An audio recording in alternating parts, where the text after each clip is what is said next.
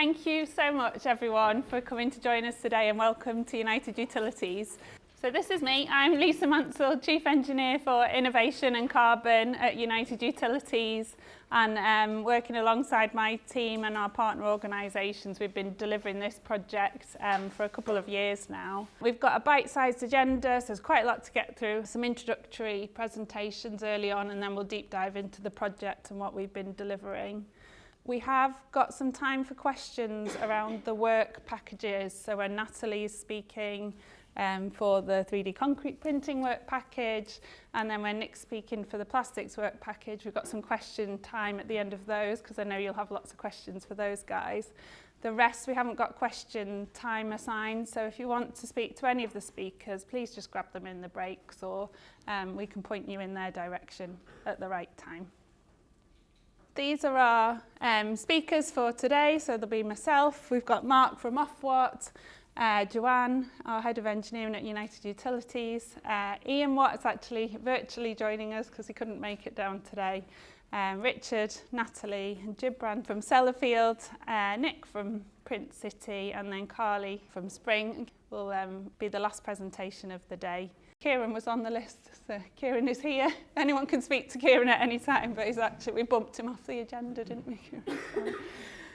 This is the agenda for today. So I'll talk to you a little bit about knowledge sharing and what we've been doing within the project.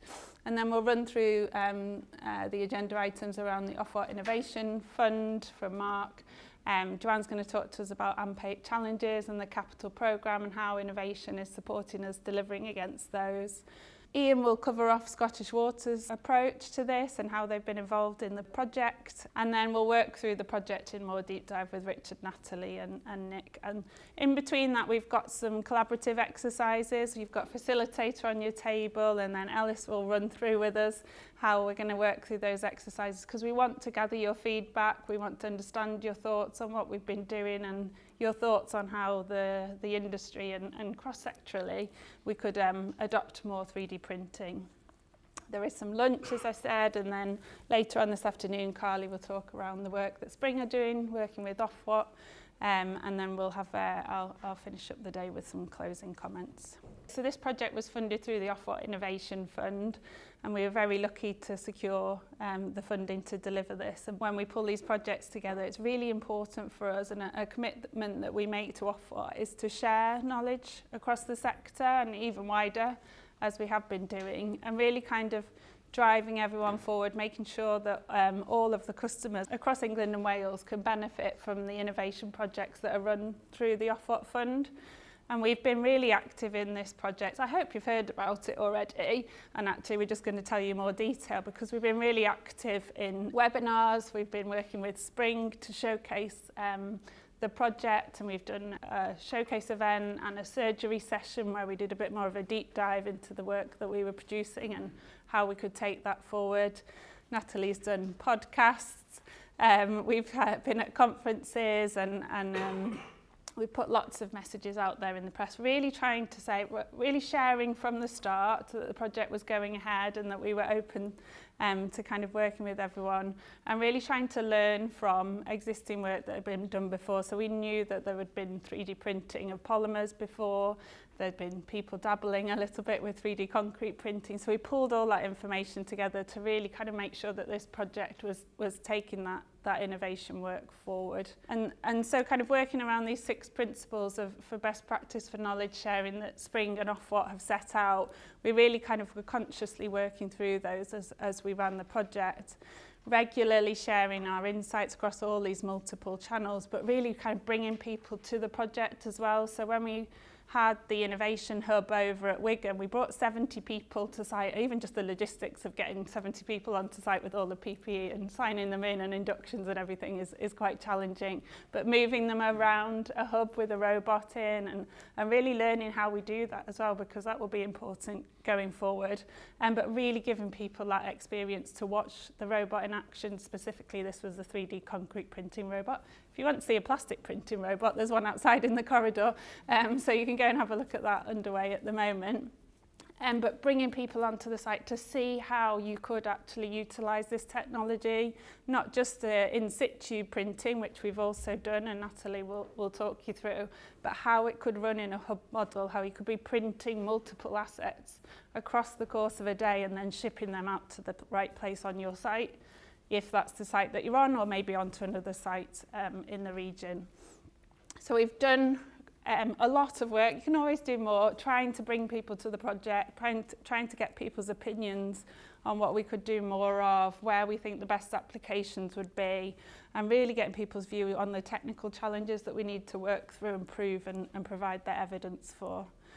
And then we've been sharing successes and failures. Not everything has worked, but we have shared that through some of the showcases and surgery sessions, and kind of we've moved our thinking on where our focus would be with 3D printing a little bit as we've gone through the project.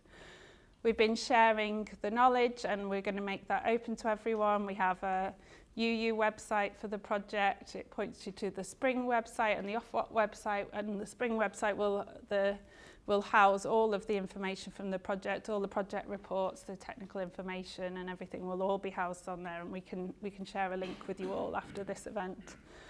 And then just finally empowering people to receive and embed the lessons from the project, really, and I hope that's why you're here today, that you're going to receive some of the information, maybe think about how it could work for you, and maybe challenge us for what we could be doing more of as well. So I hope you enjoy the day. We're going to have a really kind of good conversation, I think, around the opportunities for 3D printing and really talking about how this can be adopted. But we are already adopting it, and that's what we wanted to emphasise, is this has moved from innovation project to an operational environment already. We've got the plastic printing out on site, helping our ops colleagues with obsolete parts or parts that weren't working quite as they wanted it to. And we've moved the 3D concrete printing into an operational environment. We've put the IED walls out on site at Ellesmere Port. And actually we're already kind of working with our partners. Some of our partners are already deploying 3D concrete printed. So this isn't just an innovation project, this is innovation in action. And we really want to share that with you today.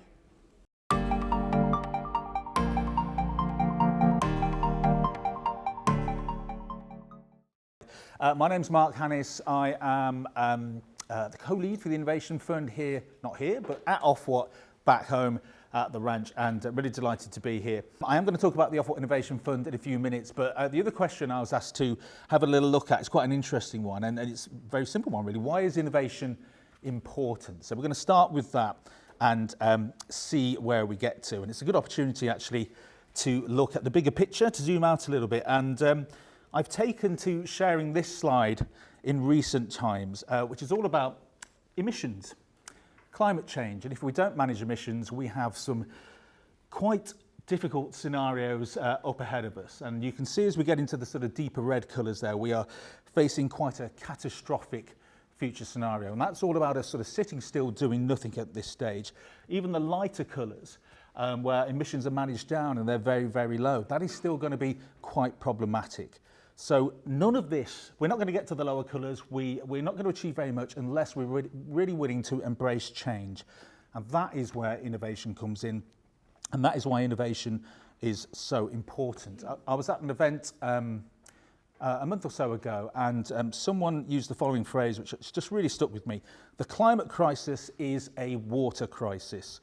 And I think that's absolutely true. We are heading towards widespread water scarcity, not just in the north of England, as it seems to be at the moment, and the southeast traditionally, but across the world. And that's going to create all sorts of really, really challenging and difficult problems for us all to face into. So I think that's my first part on why innovation is quite important. I thought it was also quite helpful to share this as well. I think the foundations are in place for us to do some really good work with innovation as well. The opportunity is there for us, I think, to be world leaders, and we're already doing okay at this moment in time. So according to the European Patent Office, 1 in 10 water-related innovations in Europe comes from the UK. I think that's pretty decent. That ranks us as third on the continent and 7th globally.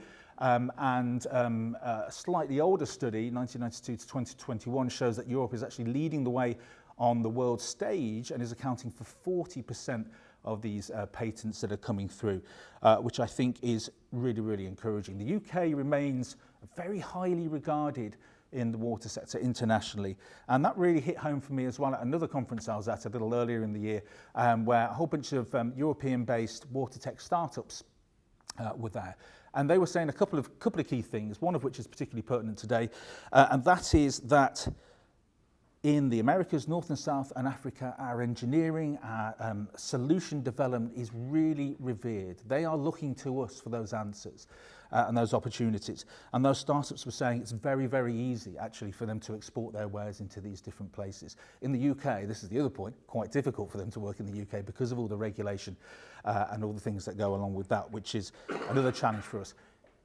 Similarly, we are receiving delegations. I think maybe you might have had this as well. We've had people from Brazil, Italy, the Netherlands come and see us to try and learn about what we're doing in this sector.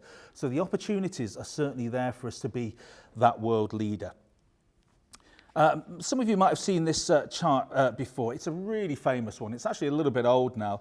And this is all about the pace of change over the last 1600 years or so, and you can see how the sort of curve really dramatically changes as we get into the sort of 90s and the 2000s. I think it probably cuts off at about 2010 there, but it really does illustrate the pace of change. And it got me thinking a little bit, if we were to fill in the blanks of the last 10 years, we would just have 1 million of these orange dots, wouldn't we? It really has advanced at pace. If we just think about AI very quickly, every couple of months or so, the advances in that are quite astonishing.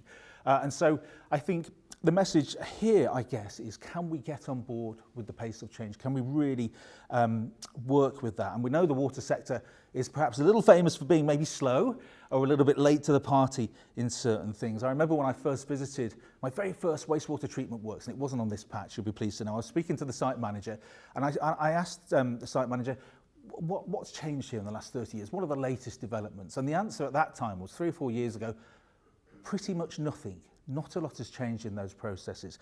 And that's probably okay to some extent, but it probably also signals the fact that there are maybe opportunities to do more here. I was also reading about a chap called Thomas Hawksley. Has anyone ever heard of him? It's going back a couple of 100 years, so it would have to be in your books. But he invented the first pressurized water system in 1831. And so this provided that constant sort of supply of high pressure, which prevented contamination, ergo clean water. 200 years ago, high pressure. It's the same sort of technology. It's those principles that we're still using today. So we don't need to throw the baby out with the bathwater. There's a lot of stuff that's still relevant and still works. But I think everyone in this room, particularly those who are well entrenched within the water sector, will recognise that we've got a lot of work to do to transform the sector and to make those improvements. Huge challenges ahead. And again, I asked the question, are we ready to embrace that? But we're here today to focus on one specific project, which is really, really exciting.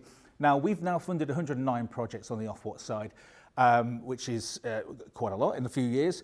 This one is particularly close to our heart, and it's close to our heart because we came to see it in action about a year or so ago.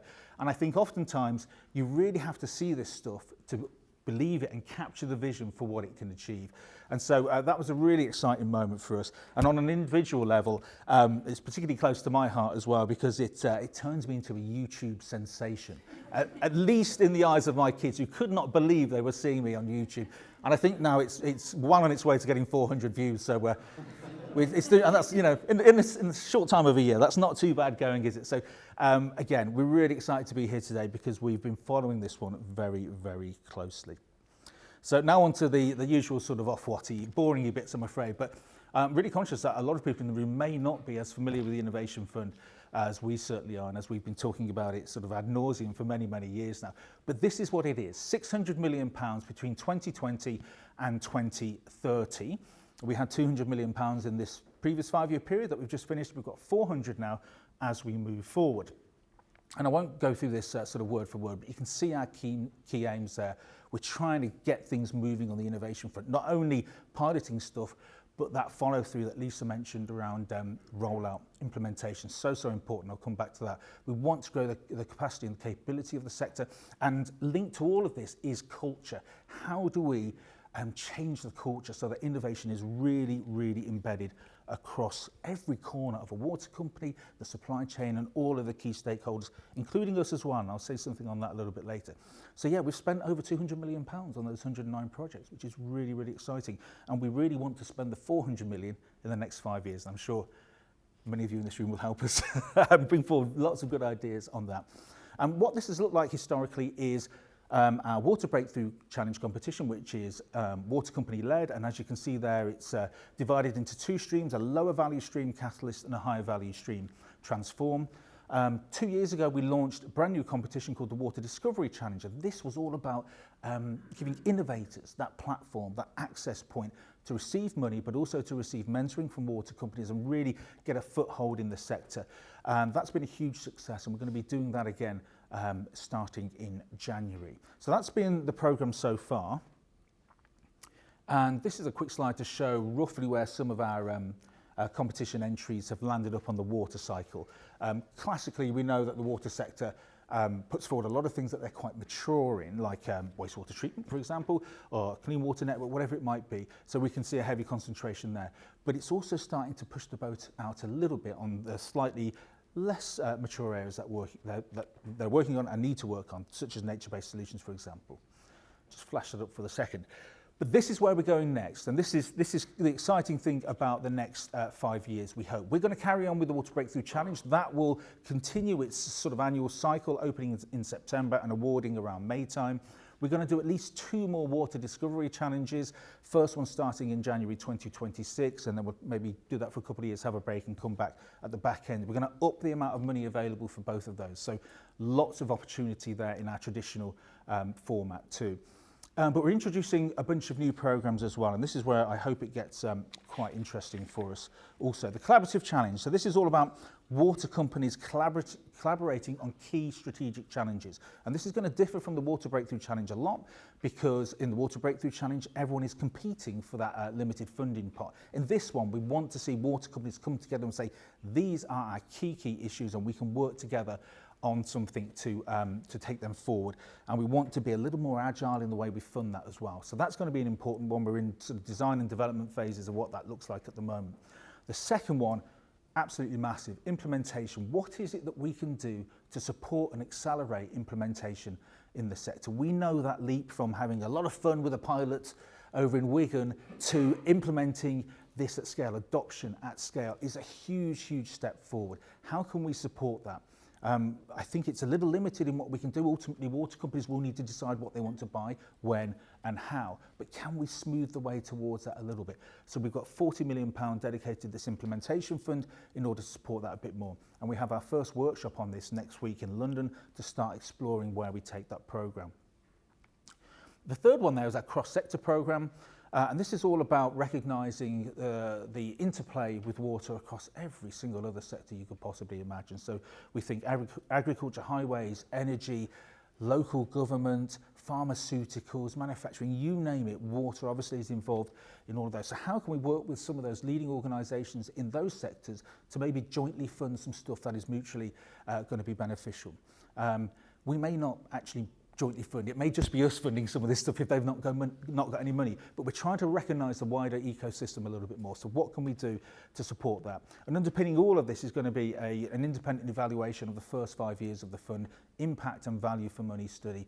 We'll start getting the first reports on that in March 26, interim report, and then a final report in November 26. So quite a comprehensive forward look. And just to sort of wrap up then, I think it's been a pretty decent first 5 years from our point of view, certainly. That success, which all of us have contributed to in this room, gives us the platform to be a little bit more ambitious in AMP8. We've got our existing competitions going to introduce these new programs as well. In addition to that, we're looking also internationally. How do we support our innovators to take what they're doing external to the UK and sell their wares abroad? How do we bring the best ideas from abroad back into the UK? Those sort of questions we're also trying to have a think on as well. We do want to see companies be a bit bolder in committing to that adoption and scaling point, and we're going to be meeting with all water companies on an individual one-to-one basis to really have a very direct and clear conversation of what their plans are on that front. We're also looking at ourselves. Excuse me. How can we remove barriers? What are the things that we're doing that is making this really, really difficult? At the Northumbrian Innovation Festival in a couple of weeks, we're convening the great and the good around the Reg 31 issue, the accredited labs that just aren't there to support clean water innovation. So we're getting everyone together to do something on that, a big, big step, and we quite like this idea of us convening people. Again, I think limited what we can do to support that other than get everyone together and find a way forward. So that's just one example of what we're trying to do. And we're also looking at much more closer working with the DWI and the EA alongside that to understand how we can support on reducing some of those barriers from a regulatory point of view. We heard the interim report from Cunliffe just last week, and I think there wasn't a huge amount to go on, but there were some really encouraging signs around Ofwat taking a more one-to-one approach with water companies, understanding them individually, not applying sort of blanket metrics, blanket measures to the whole sector. And that sort of mirrors a lot of what we've been doing on the Innovation Fund. We've taken the time to get to know UU and other water companies and figure out how we can all work together to achieve some of these key things that we need to achieve. We're going to need a really healthy supply chain. We're going to need spring, given its full and long-term support. That is super, super important over the next 5 years, and we'll be strongly encouraging water companies particularly, but all stakeholders, to really get behind spring. And we need to look after our innovators as well. So we need to think about their place in this journey. So huge opportunity in AMP8. We've got £104 billion. We've got 400 million on the Innovation Fund, £100 million on the Water Efficiency Fund. There are opportunities to do some really, really great things. It's a massive moment, and I really hope that we can all grasp it. And that's your inspirational talk for the day. I hope that's okay.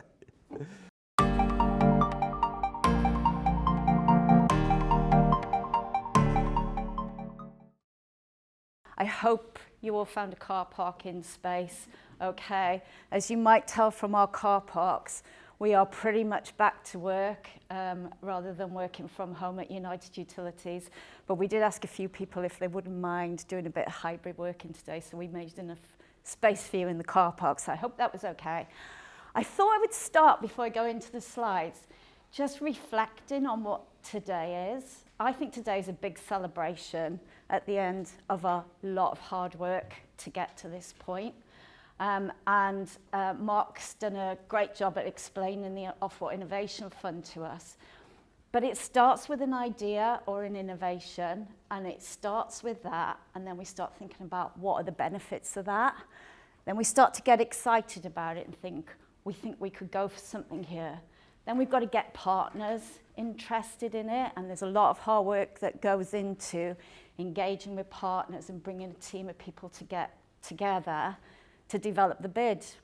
Then we go into the bidding process, and we have the pitch days, and then we sit and we wait, and we have a little celebration because we've been successful and we've got the funding. Then the really hard work starts, because then we've got a project to deliver safely. And that's interesting when we talk about the 3D printing and having all those visitors coming in. So safety is always our number one priority, but with a budget and delivering it on time. And we do all that, we pull it all together, we look at all the results we've got and the benefits that gives us all. And today is the culmination of all that work on one of those projects. So I just thought it would be really important to reflect all the hard work that's gone into getting us here today, from all the teams at United Utilities and all our partners that have been involved in this to get here. And I think Richard will tell you a bit more about who the partners were on this project later on. But just Mark's teed this up, 109 projects. Of those 109 projects, United Utilities are formally involved in 42 of those 109, and we are leading on 9 projects, and I think that value for us is about £37 million. So that's been our success of accessing the Ofwat Innovation Fund, which we are really pleased that we achieved, and Mark, we will be coming for more in AMP8.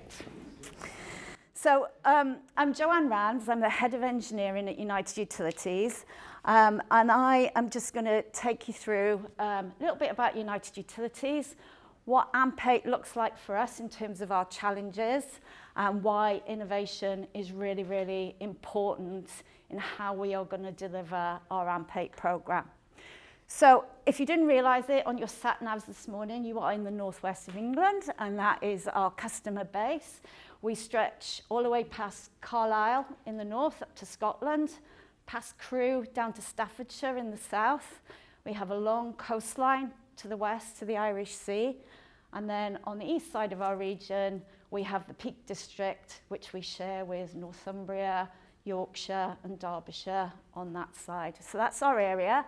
We serve and provide water services to over 7 million customers.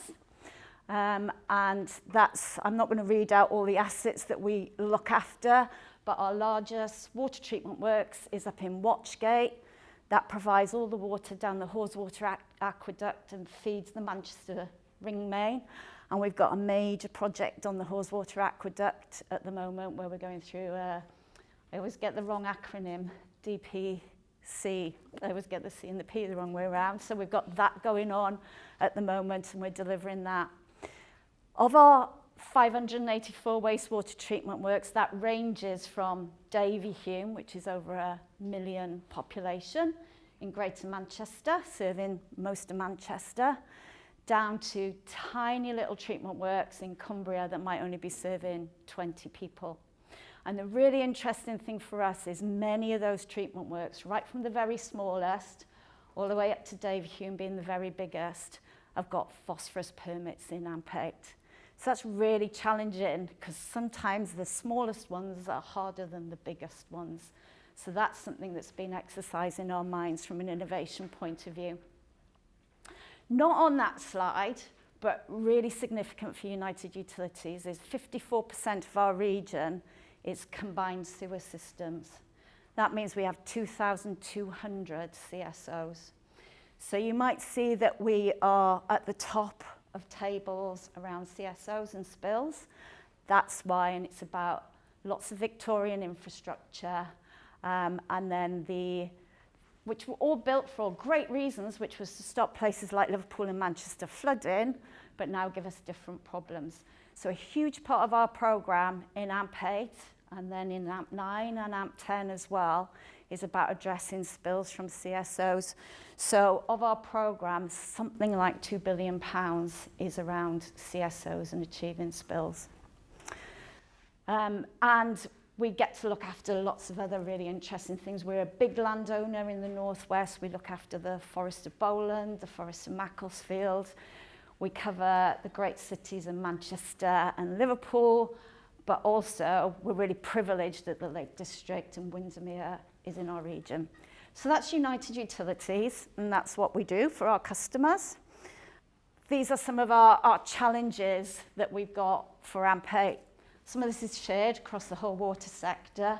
So this time it's not just about the sizes of the programme, it's also about some of the efficiency challenges that we have to deal with now with Ofwat in terms of PCDs and PCLs and the ODIs.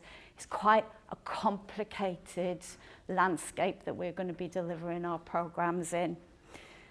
So that means we need to be more efficient about how we're doing it and with pace around how we're going to deliver the programme. And there are lots of opportunities, moving to blue-green solutions, something that we're really stepping into in terms of rainwater management to line up with our CSO programme. We are really keen to collaborate. So one of our aspirations is to have UK water sector standards, not just United Utilities standards, that we really leverage efficiency in our supply chains through being able to do that. And we are really keen to collaborate with all and any of our partners and other water companies to achieve that. And standardization, innovation, and the whole embracing digital and robotics are going to be fundamental in us achieving that. There's some information on here, but the thing I wanted to sort of concentrate on was the picture in the middle, really. That United Utilities in the Northwest is made up of five counties, each with its own character, personality, each with different customers that different things are important to them. So what's important to people who live in big urban conurbations in Greater Manchester is very different to what's important to the people who live in Cumbria. And when we were developing our business plan for AMP8, we engaged with, 95,000 customers, not just on our plan as United Utilities, but on the plan for their area. And that's fundamental to how we are setting ourselves up for AMP8, how we're delivering our programs, how we're delivering our services to our customers. So we're being very focused in the geographies that we're working in.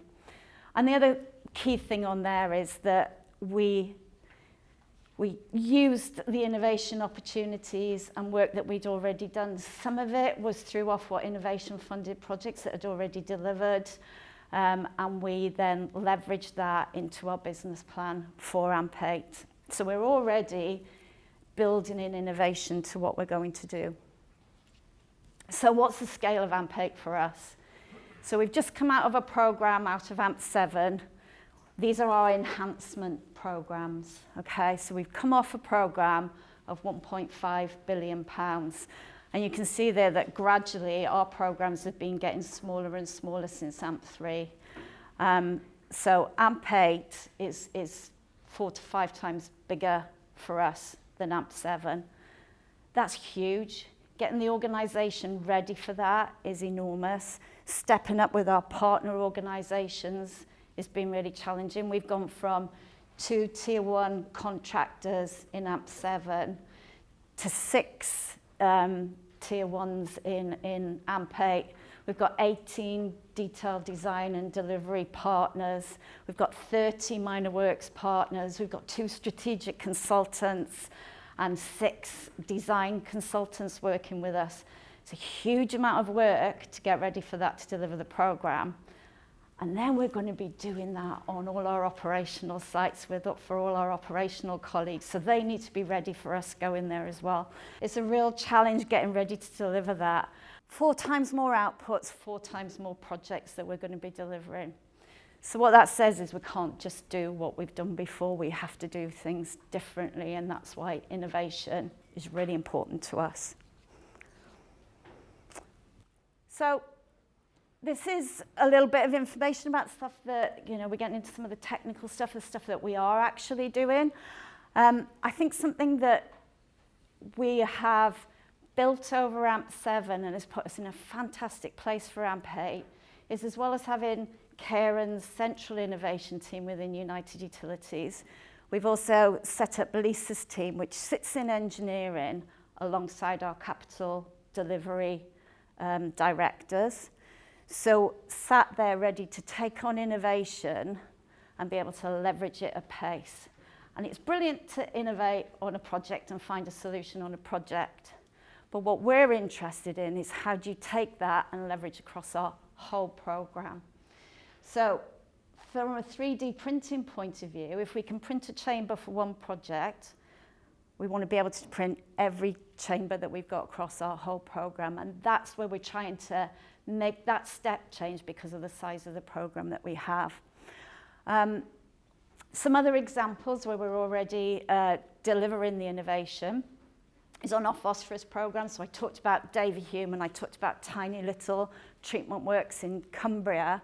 So we've got solutions for both. The natural coagulants came from one of our other Ofwat innovation-funded projects. That has been fantastic. We've delivered some AMP7 projects with it. It's also become an operational tool for our operational colleagues, for compliance reasons. And we are rolling it out across our phosphorus programme for AMP8, and it's delivering a lot of efficiencies for us in terms of time, standardisation, and then efficiency for the project. We're really excited about FujiClean, which is a Japanese technology, and we've been doing a lot of work with Hague, who have the licence for FujiClean in the UK. FujiClean is a very small treatment works in a box for up to a few hundred people, and that's a solution for us on small rural works where I think we really struggle with achieving the phosphorus permits. As Lisa said, we've already installed some of those products. We want to go across our programme now of where we can really leverage this and deliver those efficiencies, because speed on a programme like our CSOs is going to be really important to us.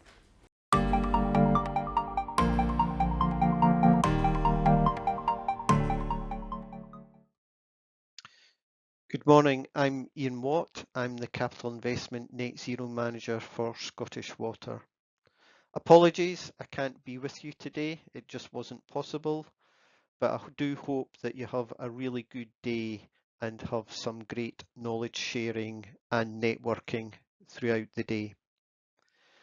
I just wanted to take a few minutes of your time to explain why the Water Industry Printfrastructure programme of work was really important to Scottish Water as we go on our Beyond Net Zero journey. You see on the slide here the simple equation that is our net zero equation. Now, just for reference, up here in Scotland, the Scottish Government has put net zero targets on both operational and capital emissions. And in terms of our progress to date, in terms of operational emissions, we're now sitting at around 219,000 tonnes of CO2 equivalent. In the capital space, we're sitting at 105,000 tonnes of CO2 equivalent. In the terms of carbon capture or sequestering our emissions, which we're doing through woodland creation and peatland restoration on our own land, we're sitting at around 38,000 tonnes. So as you see, you don't really need to have a calculator to understand that we still got a great way to go on our journey.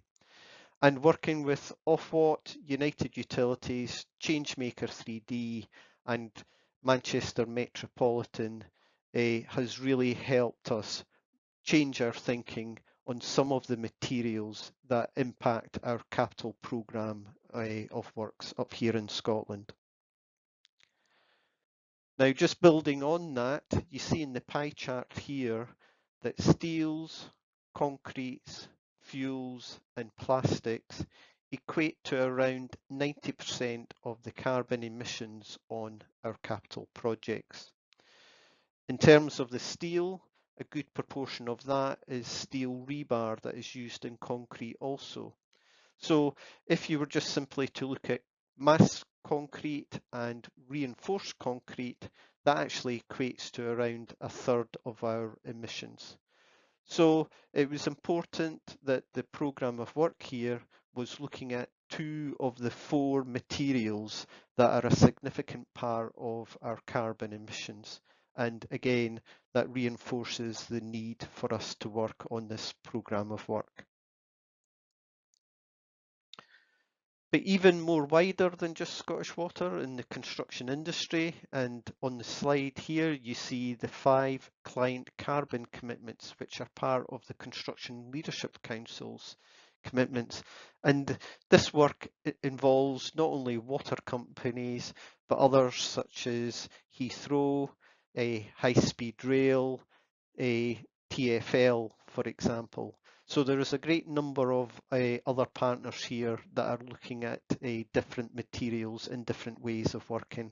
And again, here you see one of the commitments that they've called out is around concrete. So as I say, this work and the output will be very valuable to the wider industry as well. Now, in terms of the programme of work, it also supports our PAS 2080 accreditation. So that is looking at how we manage carbon in buildings and infrastructure. And again, it was looking at what can we do in the innovation space, what can we do today, and what enablers do we need to put in place today that really helps that innovation come forward and be readily adopted quickly. The challenges on net zero are around the technology. Does it exist? Does it work? Is it proven? In terms of commercials, is there a price premium because it's a novel technology or we're being an early adopter? And finally, it was looking at behaviours. How do we get people to readily change the ways of the past, change their behaviours, And that does really take time, and you need to provide evidence to do that. So the work on the Print Infrastructure Programme has supported all of these aspects as well. Again, in the net zero space, you see others pulling back from their targets. However, we in Scottish Water aren't doing that. And the programme of work will give us evidence to help support that behavioural change and early adoption of new technologies as they come forward. We know it's the right thing to do for the planet. We also know it's the right thing to do for the environment. So it's really important that we look at all aspects to reduce our carbon emissions, particularly as we need to get to beyond net zero. There is no silver bullet in this space. We need to look at every aspect. So it's been great working with both Changemaker 3D and Manchester Metropolitan on this programme of work. Anyway, thanks for your time this morning. I'll leave it there. I trust you have a really good day. Thank you.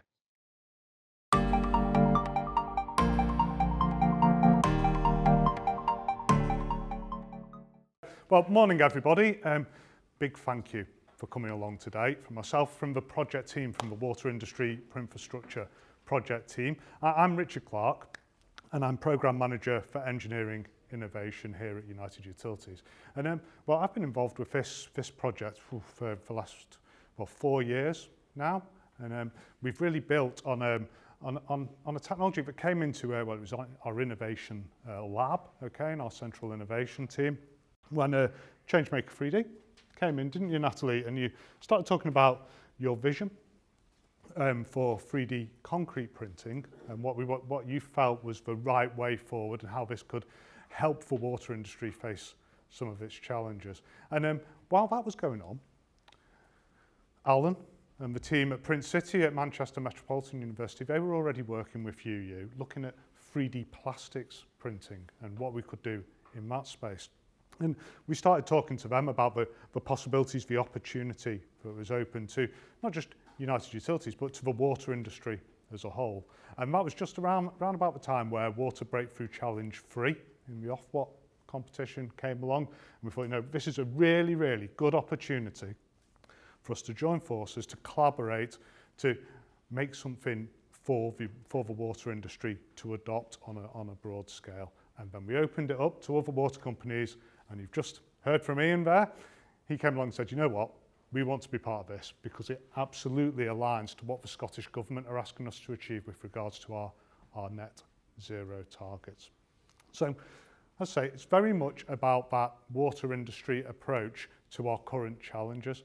And you've got to think about when we started this project, it wasn't, we didn't know what the challenge was that was coming our way. So you go back a few years now, we knew it was going to be big, but we didn't know how big. And Joanne's taken you through a few slides and a few pointers there as to really the scale of what we need to achieve within the water industry. And how everybody in this room, hopefully, can help us all get there. And that's a big thing about today, is you've kind of become honorary members of the Water Industry Printfrastructure team, because you're going to help us. You're going to do some collaborative exercises. We're going to look to the future. What would you print with 3D concrete printing? What would you print out of plastics? How do we move this forward as a team? So you're helping us come up with the next steps for the water industry. How does that feel? A couple of smiles, not sure. Okay, brilliant. The project itself, it was £1.7 million of investment. And we've been through, there's 2 main work packages. The 3D concrete printing work package, some of my colleagues have already mentioned what we did just over a year ago now at Wigan Wastewater Treatment Works. A few of you were lucky enough to come along and see us physically print several items there in our hub, and some of those items have now been operationalised. I think that is sort of a word.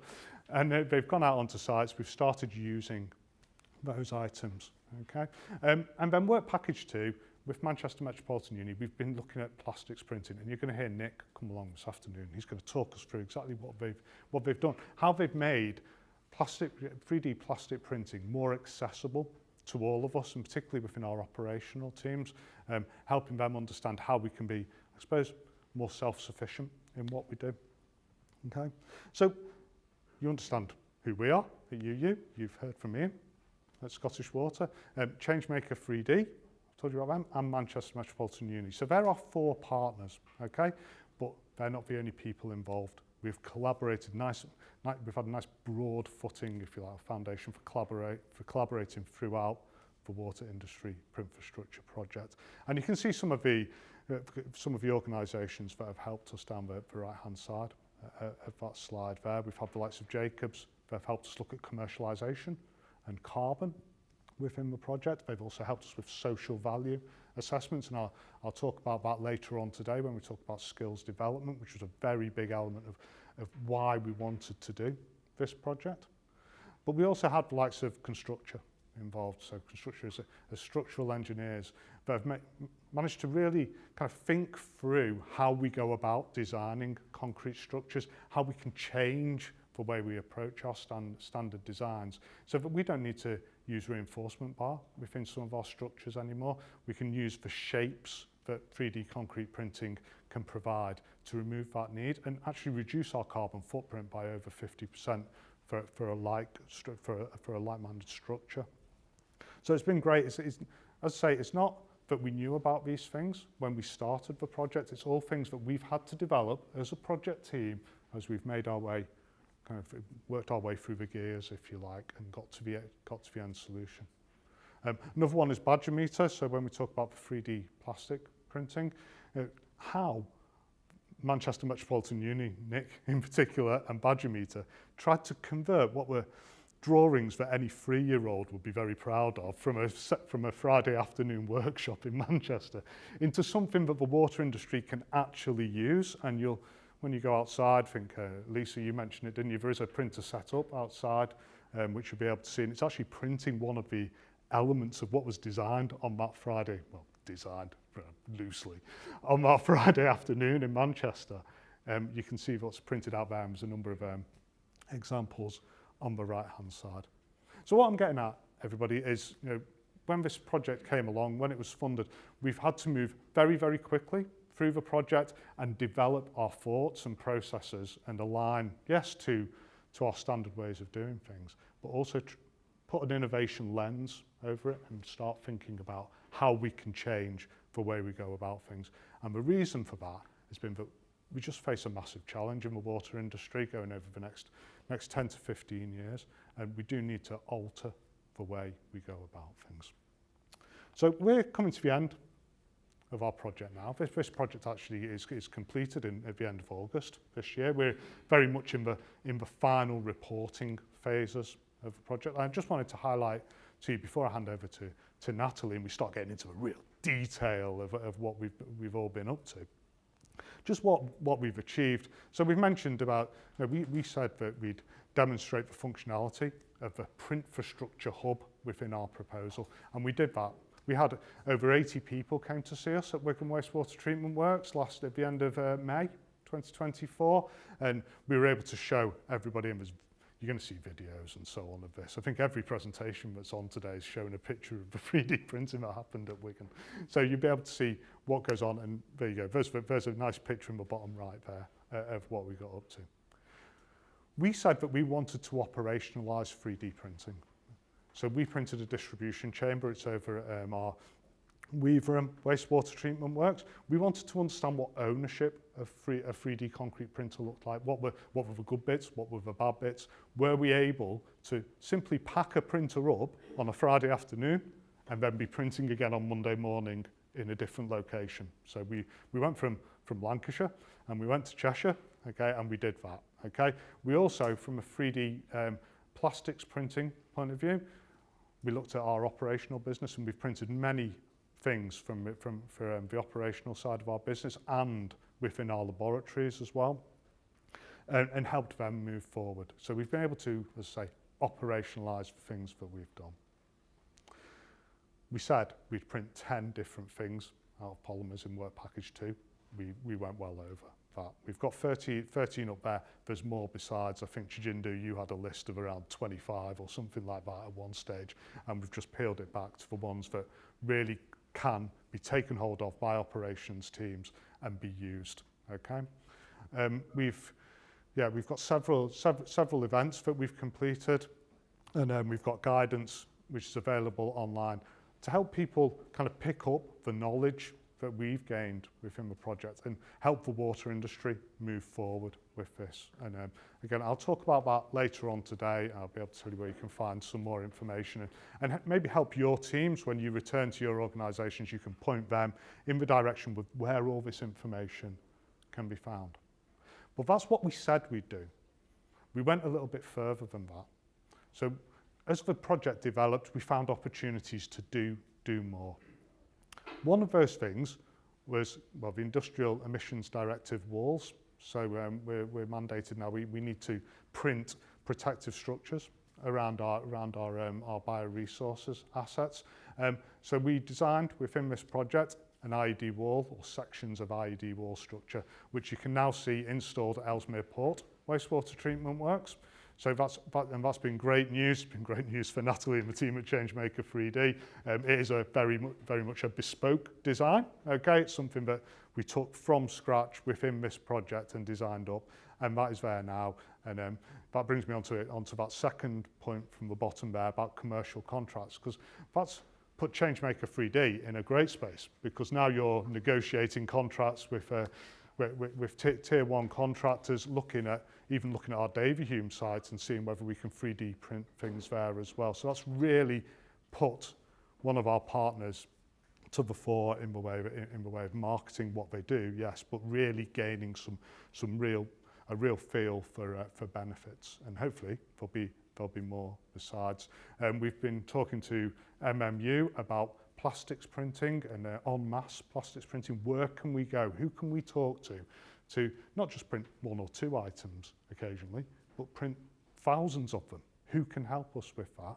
Another thing we've been talking to Alan about is how do we, again, have printers in our operational hubs, in our workshops, so operations teams can print what they need and become absolutely self-sufficient right there on time, okay, and get these items out to site. And then finally for me, awards. There's so many acronyms within and so in the awards, in award ceremonies, I can never remember which one's which. But I know that we're down for an NCE award, yes, okay. I know we're going out for the Digital Construction Awards, we're finalists there. Is there any more you can think of, Natalie? Construction News Awards.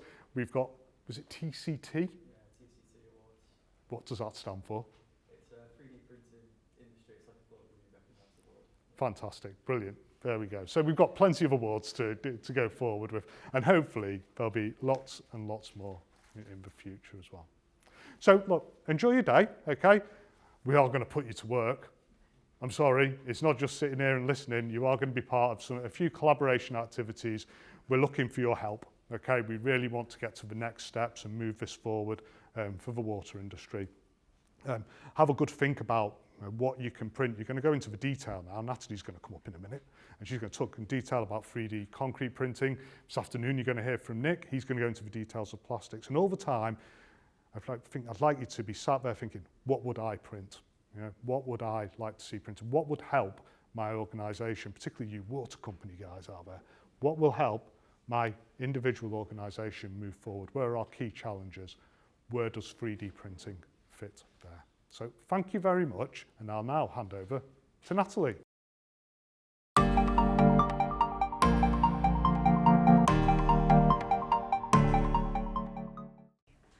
Hi everybody, it's brilliant to see a room full of people so interested in the journey that we've all been on over the last 18 months with the Water Industry Printfrastructure project. For those of you that maybe haven't met me before, I'm Natalie Wadley and I'm the co-founder and CEO of Changemaker 3D. So that message on the screen behind me, printing like our planet depends on it. We've already heard a little bit about the importance of our planet today, but I don't think it can be overstated enough. we really will never reach a net zero position unless we innovate our way out of two impossible problems that we believe we've been able to address during this project.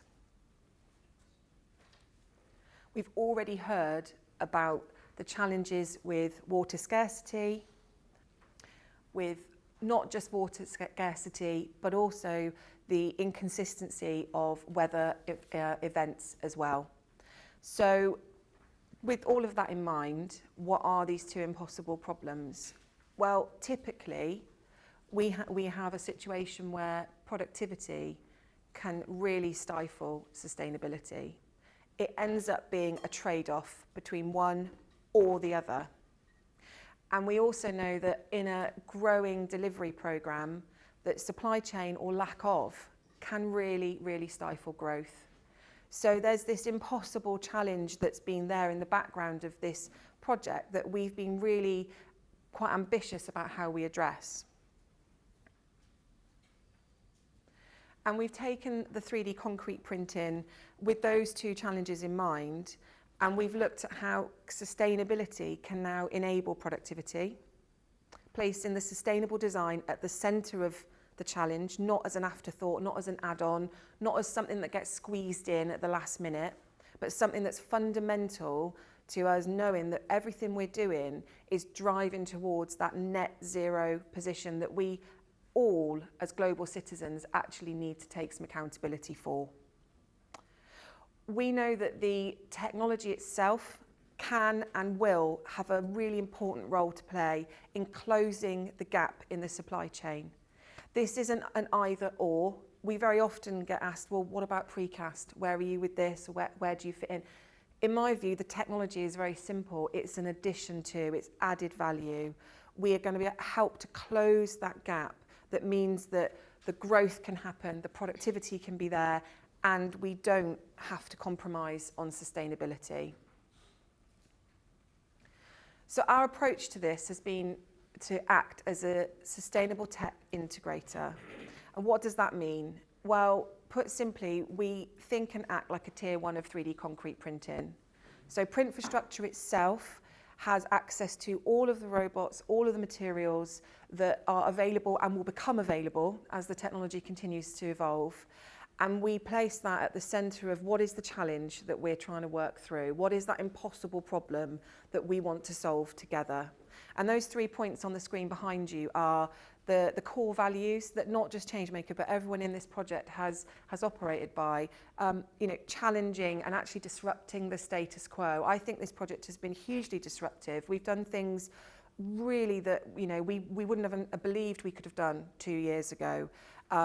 We've really and truly had genuine collaboration in the good and the tricky times. I think the strength of that is always in the moments where you go, oh, what are we going to do now? And everybody pulls together and takes the learning from that.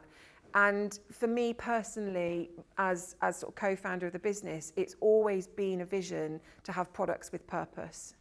These products are going to go into the ground, or they're going to go into treatment works, and they're going to have a functional value.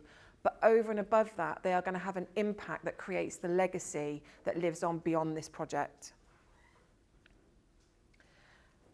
A little bit about our team. We are small and very, very mighty. Some of our team are in the room today. Mark Austin, who's our non-exec advisor, Liv, who's in the back, who's our apprentice, and my daughter.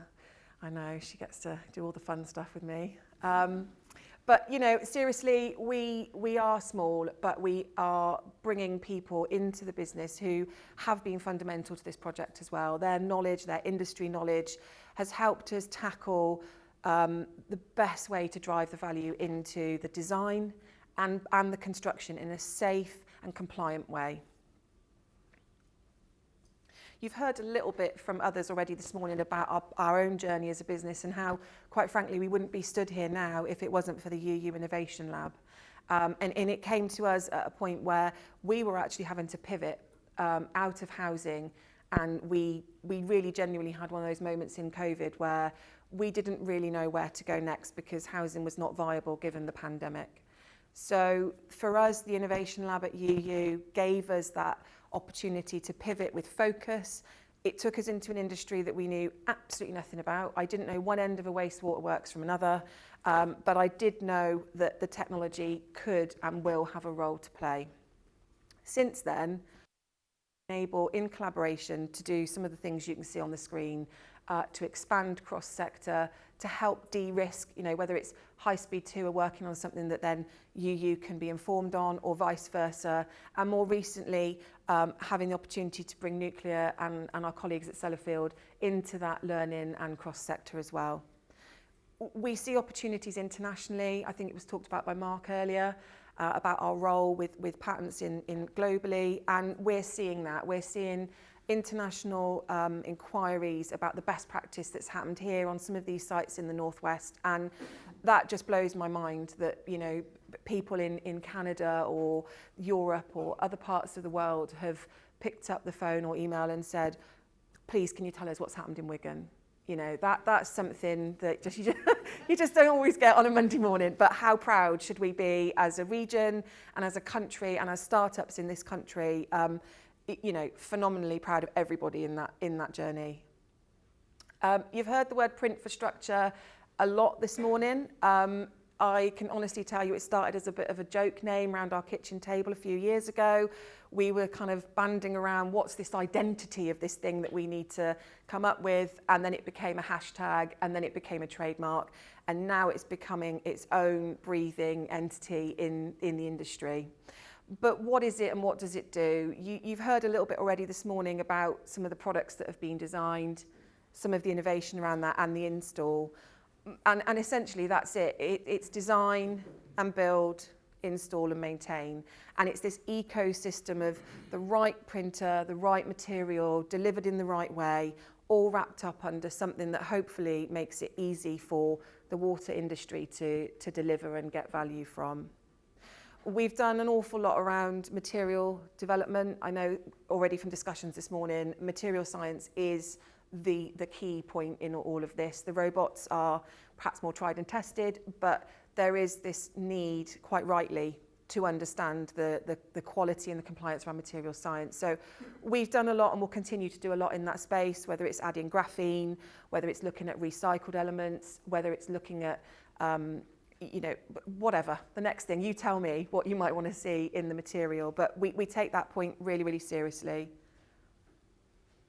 And as it's already been said this morning, and as I've already mentioned, cross-sector for me is fundamental to de-risking this technology for the next, the next AMP and beyond. And for the brands and the logos and the people that are on those slides, they are the real trailblazers. We've come forward with ideas, but these are the ones that have stepped in and been bold enough to say, we are going to try and figure that out, not just for ourselves, but for everybody else, like yourselves in this room today, who can now start hearing and benefiting from it. And we, truly, the insights we've gained, not just from the sector insights, but also from working as a very small business with large, corporate organisations the size of UU and similar, being able to get all of that to harmonise. There's innovation in that in its own right.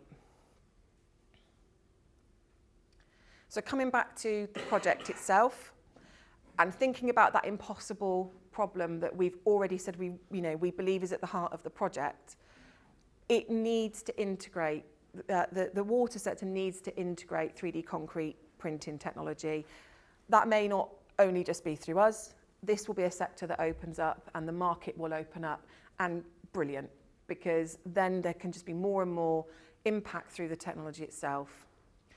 But it is needed. And what I'd like to do just now is to show you, for anybody that didn't have the opportunity to watch Mark on our YouTube, or they haven't stalked it day and night, we've got a short video that will just set the scene for, as you quite rightly said, all of the hard work that really did go in from an awful lot of people to get us onto a wastewater treatment works.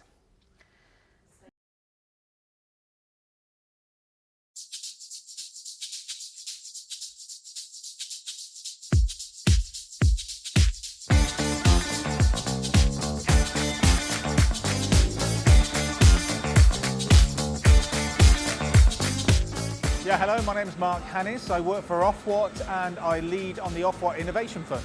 So we are funding through the Innovation Fund 90% of the costs of this project. So we're pretty heavily involved, although it's not particularly hands-on, and we're really excited to see where this goes. Yeah, so it is the first time I've seen this up close. I wasn't quite sure what to expect. It's certainly bigger than I thought it was going to be, and also just how quickly it's churning out the things that it's actually building through the concrete as well. I was amazed in the 10 or 15 minutes we stood watching it, how much it grew during that short period. So I think they're the two things that I was really excited and interested to see. We're looking for alternatives to mass capital building products and projects, and I think the UK manufacturing sector at the moment probably cannot cope with the sort of demand the water sector, at least, not to mention all the other sectors, are about to put upon it. So if we can find alternative ways of that manufacturing, I think that's going to really, really help. In terms of timelines, I also think it's going to have some cost and efficiency benefits as well. And I think what the challenge, I guess, for the water sector is to see what's going on here and for this to get some traction a little bit further afield than just United Utilities and its partners. And then we can really test whether or not this has got legs and is viable in the long term for the water sector. I'm Kieran Brocklebank. I'm the Head of Innovation here at United Utilities. One of the beauties of 3D printing is the speed. We can print things faster than we can placing purchase orders, waiting for a factory to build them and to get them delivered. The fact that we're not going to be reliant on other suppliers, we're going to be self-sufficient, we'll have our own designs, we can print them ourselves, and of course the fact that we can make bespoke designs very quickly means we can print bespoke products faster than we've ever been able to do. I think we should all get excited about that. All those years of hard work, of working with our partners, with Changemaker 3D, our United Utilities engineering community, we've converted an idea into a practical reality. Richard's already talked to you about some of the outputs, and I'm not going to read through all of those now, but we did go above and beyond, not just in the design of unique firsts like the IED walls, but also in some of the lesser considered areas, that things like the base slab interface details. How would this be installed on site? How would things be transported safely? How would they be decommissioned at the end of their life? So the outputs that you see here actually had many, many facets involved in that whole cycle that we went through. And we were able to print across 2 sites over 5 products designed and produced, and some base slab innovation as well, which you wouldn't necessarily think was important, but actually we found out was really critical to getting the material and the performance to be compliant. So we tracked all of the changes that happened throughout the project as well. We used the Automatatio software, so you can see there that you've got change requests and files. So you can see when we were really busy, May, June, frantically printing and lots of things going on. But this is an important record as well, so that when we do look back on all the lessons learned and all of the ways in which we want to develop this or share with yourselves, we have that record there. Richard's talked already a little bit about going over to Weave Room as well. So the Print Hub, I think we've seen a good coverage of, we understand from the video. But just to take a moment to talk about Weave Room, because this was a really truly a UK first, in as much as not only did we print in situ, so the distribution chamber is where it needs to be, but we also took the robot outside of the tent. We found the only sunny day in the northwest in June, and we printed like mad. So, you know, we really, there were many, many variables that were beyond our control in this particular piece of printing. And, you know, I'm really pleased to say that through a couple of iterations and through learning and through, you know, through into sort of January and some additional printing, we were able to then get to a position where we had an in-situ printed water retaining distribution tank. And for me, the in-situ opportunity is something that helps with that rapid deployment of where there's a supply chain lag, or maybe where there's a hard to reach area. You can quite quickly and easily get out into a site and deploy the technology. And these are the 2, I won't labour on this, but there's a couple of variations. So we yet to use the gantry, but if anybody wants to give some thought to gantry printing, in the next stamp. That would be a really interesting area. And we've already had some discussions about material science today. There's a lot that's going to come out on this in terms of the report and the knowledge sharing through the Spring website. So I won't get into it all now, but we do take the material science very seriously. The engineering requirement in both in UU and Scottish Water set out the standards that we need to both achieve and design to, and test and validate as well. So we had over 300 individual test samples go through the process that we were able to then align with, well, what was the humidity, what was the water temperature, how then did that correlate with the compressive strength tests, over what duration. So we were able to start getting some really robust data sets as well. We operate under the now established ISO standard for additive manufacturing in construction, and this is a snapshot of what that quality process looks like. So when we think about the printing itself, this is the type of quality standard that we would want to see the industry looking for in any type of 3D print delivery that you take forward. This is the in situ, sunny day, water tank being printed. So you can see there that they're in quite a confined space. They were able to track round existing structures in the background. We've got power, we've got water, we've got waste supply, and that took about 3 hours to print. You've heard already that Jacobs were supporting us on the independent review of the cost benefit and the carbon analysis, which for us has been one of the most critical elements to be able to take forward and share with the industry. You know, does this actually do what we believe it can? And actually the information on the screen confirms that. You know, you're seeing over 50% time efficiency on all of those 3 products, and some big carbon wins as well. The cheapest, best value, you know, they're all coming under traditional, and that's really a combination of time savings, logistics savings, material savings, labour savings. You know, they all start to culminate up into how is this better value for money. So these figures are aimed to give the industry confidence in why you would take this forward into AMP8 as a technology. These products obviously are what they are, but beyond that there's a lot more that the tech can get involved with. But the message here is there is value. There is value to be found in the on-site printing, the in situ, and in the variety of both standardised and bespoke structures.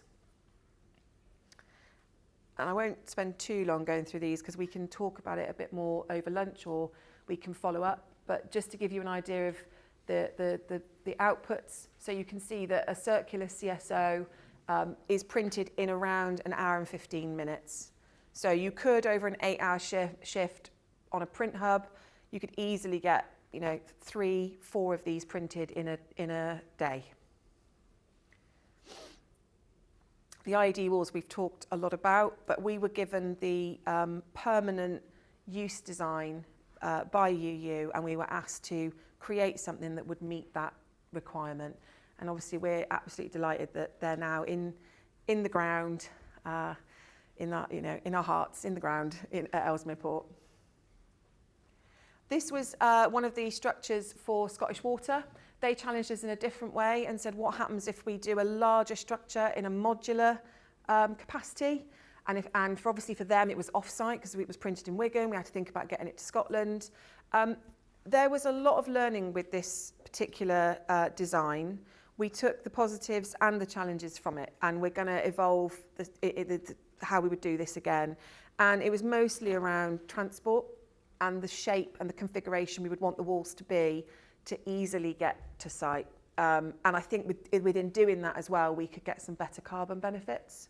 But as a challenge, to see how we can actually do a modular structure, I think it was brilliant.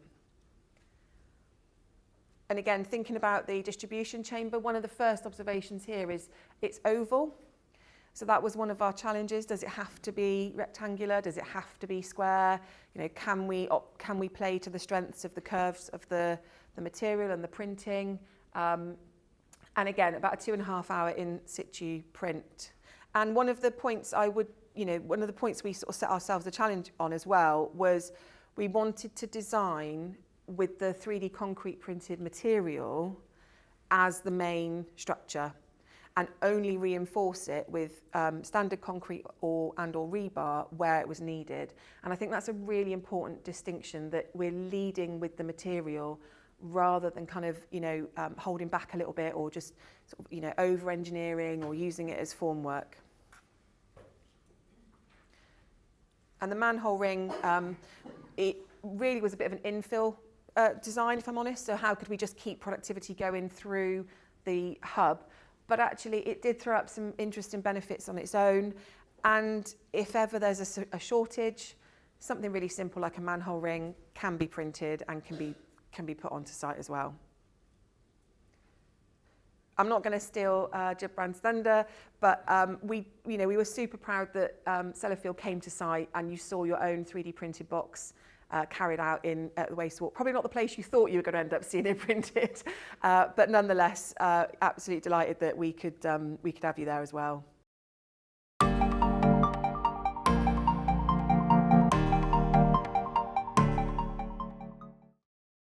Good afternoon, everyone. So my name is Nick Hurst, technical specialist at PrintCity, and together with my colleague Alan Dempsey, we have been technical lead on Work Package 2 for the WIP project, which has been 3D polymer printing and 3D scanning.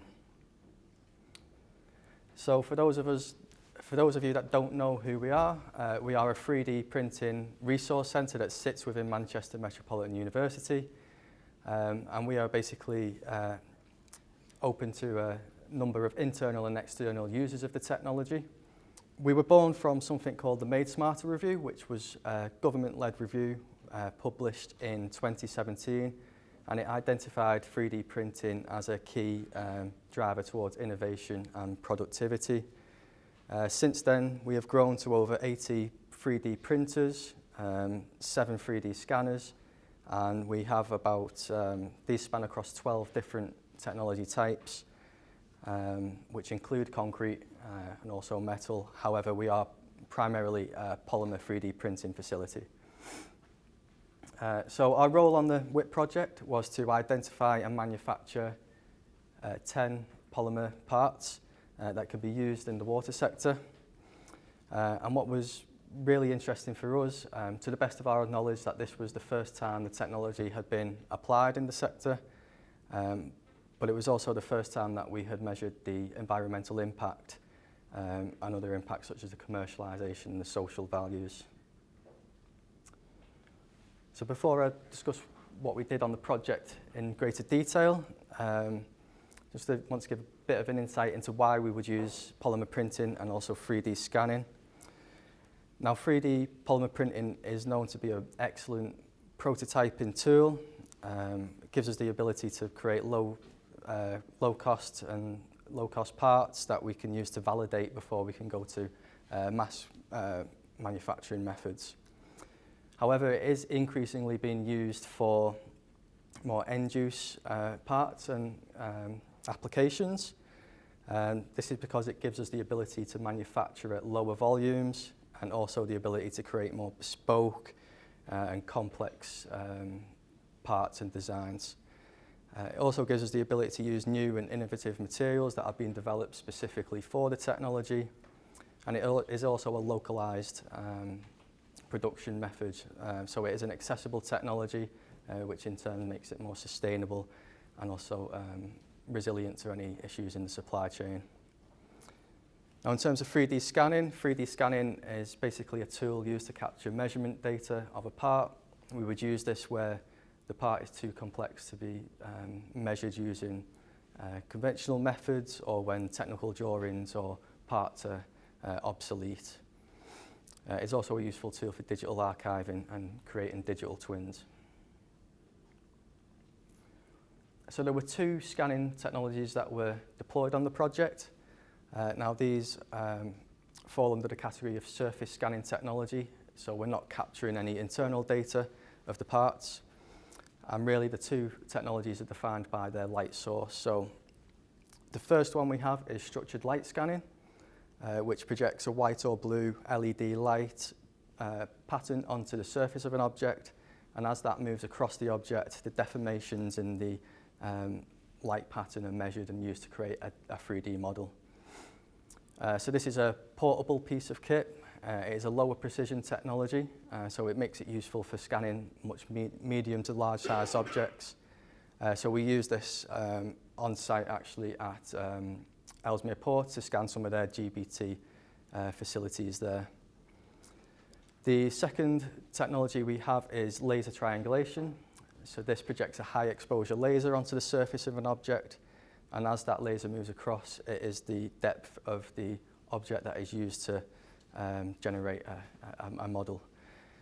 So this, because it's a high exposure laser, makes it good for smaller individual parts with more intricate details. However, this is more lab-based, so any parts that were scanned using this technology were sent to PrintCity and scanned in-house. So in terms of the 3D printing, there were several different technologies that we utilised across the project. However, they are split between three main categories. So the first is extrusion-based technology, which utilises thermoplastic filaments, and it is the method you see outside here today. So basically that material is fed through a nozzle, it's heated up and it's deposited layer by layer. And that's an example of machine that you can see on screen as well. Now in terms of material, they are split between standard and advanced materials.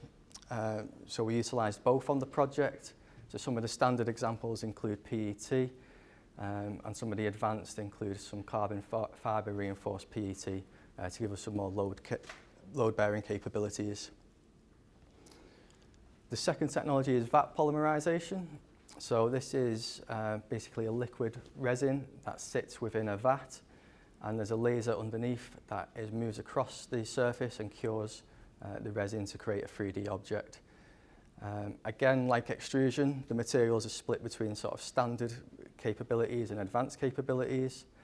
So some of the materials we used here were clear resins to create some transparent parts, and the advanced materials were high temperature resins for good heat deflection.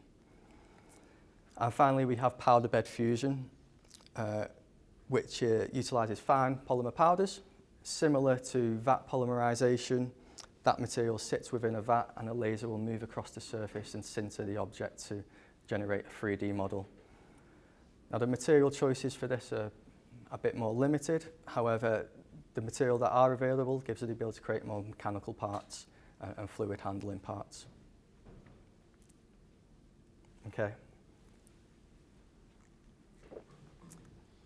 So this was our approach to identifying and selecting the parts that we manufactured on the project. So stage one began with an online workshop where United Utilities and Scottish Water key operational teams were invited along, where we introduced them to the technology, explained when and why we would use it and some of the materials options available to them.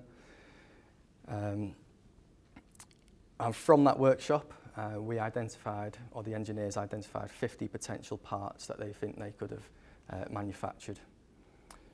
The second stage moves on to PrintCity, where we invited the teams to come and visit us. This gave the engineers a good chance to see the equipment firsthand, and also some of the 3D printed samples, where they got a better understanding of some of the limitations, but also a better understanding of the process and some of the capabilities that 3D printing can offer to the teams. And the final stage was our chance to come and visit United Utilities and Scottish Water sites, which was a good opportunity for us to learn more about the operations. We visited a wide range of facilities, including the labs, wastewater management and maintenance facilities. And it was good to see, as we were walking around, it was good to see the engineers engaging with us. And for us, we were able to see different applications for the different technology types. In terms of stage 4, after the first 3 stages, we then had about 75 requests. So for us, we had to develop a way to bring that number down. So we created a identification criteria, which was a methodology that we developed basically to bring them parts down to about 20 items that we would then create a model and 3D print. And we went into a thorough consultation with the engineers for each part. And stage 5 was printing the parts. So of the 20, 13 passed the initial testing phase, and then it went into a continuous feedback loop where we worked with the engineers to often improve the parts. And from these parts, 3 were then selected for LCA study and commercialisation studies. So one of the 3 parts we produced is the trickling filter nozzle. Now the engineer came to us with this particular nozzle with 2 distinct challenges. The part was obsolete, so he was struggling to find this part within the supply chain, and he also required a low volume, so he only required 50 of these parts. So what was interesting for us and what we found is that the engineers had already started engaging with 3D printing. They identified it as a potential solution. However, we identified that there was a particular knowledge gap between the technology types. So what you see on screen here was printed by United Utilities engineers at the Wiggin workshop.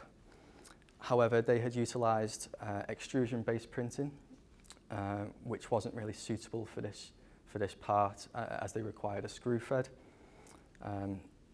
So basically the solution for us was to take that part and 3D print it in a different, using a different 3D printing method. So that's what you can see on screen here. So they did not have the original part, as I said, but they also didn't have any technical drawings. So what we did, we 3D scanned the part that they did have, and then we replicated this for 3D print. So we were very quickly able to take this to site and test it and validate it as working. And once that process had been complete, the engineer was then coming back to us with design suggestions on how to improve the part. And that's what you see on the very end. He suggested an additional screw thread so we could clean the part more easily. And altogether what you see on screen really is a good example of a reverse engineering process. So this was applied across all the parts that we did. And it's really a process that we think can be successfully applied across the sector. This is just a quick video of how this was produced. So what you see on screen in the green was the scan data. And basically this is me designing around that in the CAD software. So what you want to think of it is like a 3D tracing paper basically. And the image on the right hand is the final 3D print. And we estimate, because of the material that we now use, so we use the nylon and also the additional cleaning function of the part, we could extend the product life by up to 3 years.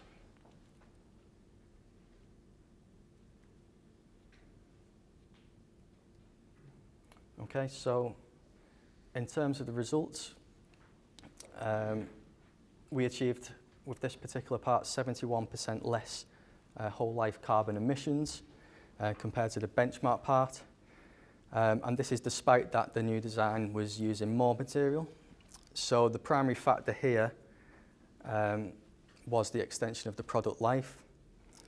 Now it should be noted that PrintCity uses renewable energy sources to power their machines, so we conducted sensitivity analysis using non-renewable energy sources and a reduced product life as well. What we found was that the part still achieved a 51% reduction in whole life carbon emissions, so it really validated the environmental impact of this part. Commercially, it's estimated that 64%, we could save up to 64% on this part, which equates to about £2.89 million across the entire water sector if this was scaled up.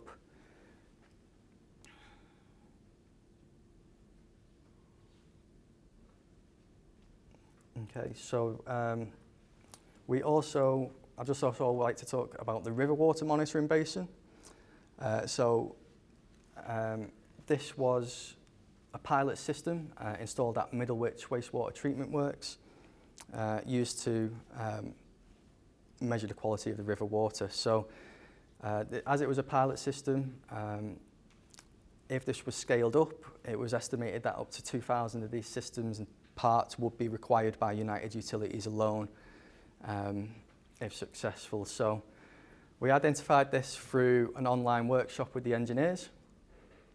They described several challenges to scaling up this system, one of which, or the most important one, was that the system required a lot of energy to basically pump river water from the river, and that's because the trough that you see, or the basin that you see on the screen now, required 5.28 litres of water to be pumped every 15 minutes. So while the system, even though the system worked, we found that it was kind of inefficient because the engineers were using components that were off-the-shelf components. So basically we thought this needed a customised solution. So you see some of the sketches on screen that Richard mentioned earlier. We actually held a workshop at PrintCity with United Utilities engineers and Badger Meter project partners. And in that workshop, we identified that if we could reduce the volume of that water basin and also reduce the amount of maintenance visits for the part, then we could perhaps bring them energy requirements down. So yeah, we started off with some basic sketches. However, we were able to take this into our CAD software and model around the different sensors in order to reduce the footprint and then the overall volume of the design. So this was 3D printed using extrusion technology. So it's PET and reinforced carbon fibre PET for the arrangement plate on the top. And what we did, we took the first iteration to Badger Meter to perform some basic functionality testing. So we checked that it was watertight, pipe fittings were correct, and this gave us the confidence to then go and install this at the pilot system at Middlewich. And this is a really good example of the rapid prototyping process. So we were able to go from the sketches to the final product in a matter of months. However, we think this could have been quicker if we had more focus on just that particular part. And what you see on screen is how I modelled around the existing digital models for the sensors. And then the final printed item is on the left-hand side, and you can see the cross-sectional analysis, the amount of water volume that's actually in that basin now was reduced to 1.1 litres, so a significant reduction in the potential energy needed to pump from the river.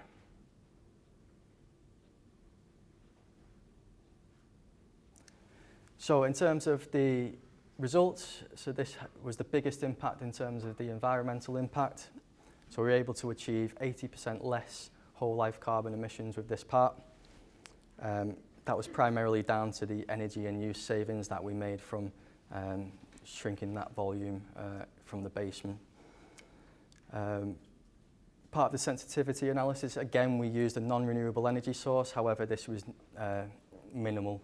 So you see on screen, it's still 80% reduction, which really shouts about how effective the part was. In terms of finance, again, it's about 80%. We estimate about 80%, which is about £1.1 million across the entire water sector. But it's particularly interesting that these figures were brought about from the reduced maintenance visits. So we were also able to redesign the shape of the bowl, which meant that we would reduce any maintenance visits on that particular part, so 22 less per year.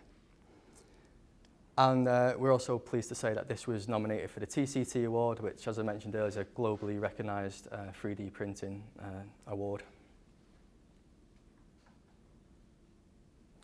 So in summary, we met our deliverable. We created 13 parts, either in use or still in development now.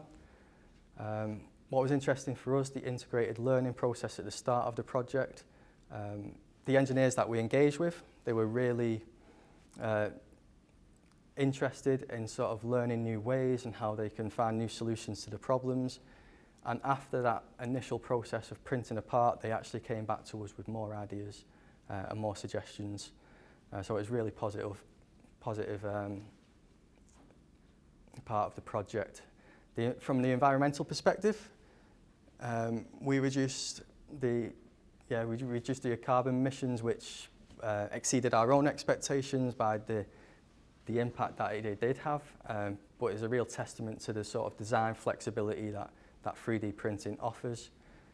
We did prove it was financially viable due to the cost savings that we could achieve using 3D printing. But the biggest challenge, which is consistent with other industries trying to adopt the technology, is the knowledge and skills gap. So, as we said, there is an understanding of 3D printing, but there is a gap between the technology types and when and where it can be applied. So, in order to encourage successful adoption, what we have found a particularly useful method is by employing internships to reverse mentor staff within the sector, and that's been a real successful drive in other sectors. And you can use this to utilise 3D printing bureaus around the UK. So there is a network of suppliers already where you could purchase from, but we think greater savings could be made through in-house manufacturing, and that's all detailed in the commercialisation report. So thank you for listening. Big thank you to all the project partners as well. As I say, it's been a really exciting project for us to be involved with, and hope to work together again soon.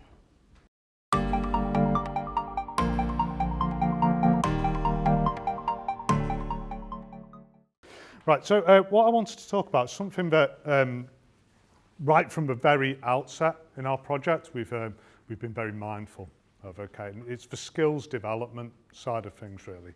Now, just really understanding how all of the information that you've heard today, whether it's on the 3D concrete printing or the 3D plastics printing, how do we make sure that this is accessible to people moving forward, okay? Because, you know, we're a project. Every project has a finish date. It comes to an end, okay? So we just need to make sure that we're able to, that there's a legacy, if you like. People can use the information. And Spring are a big element of that, okay? We use the Spring website, and then we put all of our information up there, and you can access that information. But it's just something that I know when Changemaker 3D first came to us, right at the very beginning of this, they said, you know, they had a big urge, if you like, to help others come into our industry, into the water industry, okay? Help maybe people from less advantaged backgrounds join the engineering fold, if you like, and move forward in that way. But there's also, as we developed as a project, we realised that we really did need to kind of enhance what we were doing with our traditional disciplines. So yes, we can use our civil, mechanical, electrical, process engineers. We still need to use all of those disciplines, but it was how do we add more skills to that base so that we could increase our chances as an industry of achieving those challenges that we spoke about earlier today. So very much at the front of our minds when we first proposed the project and brought it together. Okay, and we've done a lot of that work. Okay, so you know, we've had to develop ourselves within the project team our own awareness. No one on the project team knew everything about 3D plastic printing and everything about 3D concrete printing. Okay, we've all had to develop in some way. So maybe Nick's an expert in plastics printing, but he needed to learn a lot more about concrete. Natalie, you were the same. So we've had to develop ourselves and our own awareness, and then helping others understand. So we've done, well, I've put there 36 dissemination events. So we've done a lot of online work, okay? Lots of us have spoken about the big event that we did at Wigan last summer. You know, there's a lot of articles out there, okay, that we've all been involved in writing and sharing with the world what the outcomes are of our project, okay? And we'll continue to do that. We'll continue to help people on the way. I know, Alan, you'd say, you know, the door is always open. If people want to come to PrintCity and have a chat about what they'd like to print, I think you had the question earlier, didn't you, of how do you get access to this? The door's always open. Come and talk to us. We'll point you in the right direction. We might not have the answer straight away, but we'll be able to send you to the right person to talk to, get your bespoke design printed, and so on. We've had a lot of social value outcomes. I mentioned earlier Jacobs helped us. They've got experts in social value. We've developed jobs just on this project. So we've got Liv here today. We've got Nick here. You know, they're 2 examples of the 6 jobs that have been created as part of this project. Okay, so we've already shown that just by adopting new technologies, these new ways of working, we're actually able to attract more people into the industry. Okay, and I know that that's only on a small scale. But if you start multiplying that up and use the technologies more and more across United Utilities, across the water industry, that number gets bigger and bigger. So you might go, 6 jobs, nothing, Rich, need more. Yes, absolutely, you're right, we need more, but this is the starting point, and it will get larger and larger as we go. And with that in mind, I just wanted to play a couple of videos. So I am Ria John, and I did my master's in civil and structural engineering from University of Liverpool, and now I work as a graduate civil engineer in Benin. Yeah, so we were involved on the ID project. So I was, a big part of my role was looking at the legato block calculations and seeing how feasible they were. The 3D printing is a alternative to that. There were many disadvantages while using legato blocks. Because of the size and the number of units we have to transfer, and so we had to search for another alternatives, and then came the 3D concrete printing. Yeah, good carbon savings, so obviously you haven't got to transport it. I think one of the guys said before that a lot of precast units come from Ireland, which is quite a long way to deliver, and then also I was talking, when you've got the legato blocks, you're stuck. You know, you can have 1 block, you can have 2 blocks, but sometimes you want kind of in between. You can print these walls exactly, you know, to what you need, which is great. So good carbon savings, good material savings. And also foundation-wise, for legato blocks we need large foundation, a large base, but in this case it's fine. It's more feasible. And then about concrete, carbon, it is, I think it's 60% less compared to legato blocks. So which makes a huge change. I think it's really a good innovation. It have a good future when we compare its strength and compatibility and everything. Well, yeah, it seems like an industry that's got a lot of potential, and obviously, you know, you've got to start somewhere. I mean, it's the same thing with, like, I don't know, you take AI for example. You might say right now, okay, it's not making waves yet, but it's in development of it, isn't it? I mean, you know, you're improving your R&D, and you're improving things all the time, and then that allows you in the future to, you know, do things that are bigger and better. So hi, my name's Hector. I'm currently studying at Manchester Metropolitan University's PrintCity. I'm doing their digital design and manufacturing course, learning all about 3D printing and what you need to 3D print. I'm lucky enough to have access to their concrete printing facilities, and I've been lucky enough to print some things using concrete and learn about the whole process of what is required to do it, from material to actually getting the printer up and running, and how to prevent like a failure print. And prior to doing my course, I was working for a company called CubeX Industries, which is a concrete solutions company, and they will create a range of concrete products for companies. And it kind of sparked an interest in concrete. I'm currently trying to work towards creating digital files for printing. And this is because I see a new design movement emerging, with the ability to have much more freedom with your concrete creations. Much more intricate and interesting designs can be created with concrete printing. Much more, let's say, organic forms are being created, and it's very interesting to see, and I I'm hoping to be a part of this new design movement, which is we're only going to see more and more of as the technology begins to flesh out. I think as soon as more things are concrete printed, the construction industry is very quickly going to see the potential of it, because the interesting formwork that you can make for quite a lot cheaper. So if you want to create a very complex object, it's much easier and cheaper with a concrete printer than having to spend days creating the formwork for it. And I think that alone will be a very appealing thing for the construction industry if they want to create buildings that really stand out from the rest without having to have a huge amount of investment and waste material for creating the formwork. And there's also so many more other benefits, such as it's much more efficient with material, and the speed that you can create it is further reduction of costs, because you'll need much less labor, much less time and effort. You've just got to set everything up, get it going, let it cure, and then you're done. During the project, we've helped people come along, helped people join our industry. You've seen a couple of interviews there with people that have come to see us, been actively developing their skills, and we want to continue that.